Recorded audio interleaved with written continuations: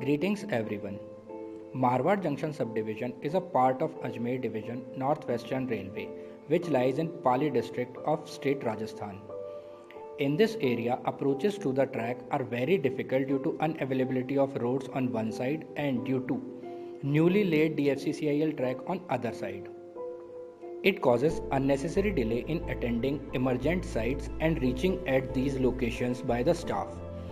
In monsoon season, situations becomes even more difficult, causing unwanted detention of the trains. To overcome all these difficulties, need of a faster transportation arrives, and then Mr. Pankaj Soin, Senior DN West Ajmer, came up with an innovative idea of rail bicycle.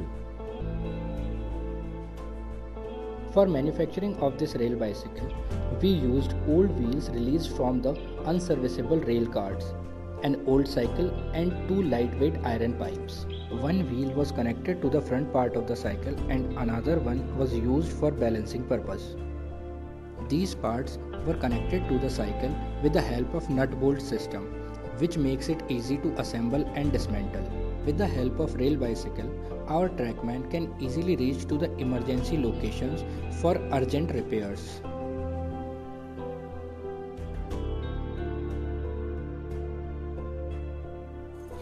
In monsoon seasons, just after a heavy rain, bridge approach locations and vulnerable locations can easily be inspected by the staff in a short time span ahead of any passenger train. Sometimes jerk messages are received from loco pilots. With the rail bicycle, our trackman can reach to that site for ensuring safety. Apart from emergency situations, rail bicycle will be very helpful for hot weather patrolling and daily monitoring of the track. Due to spread of the COVID-19, some of the sections in Indian Railways are fully closed for the traffic.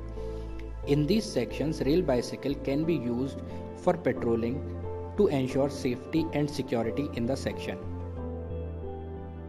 This is a lightweight structure which can easily be lifted by one person only.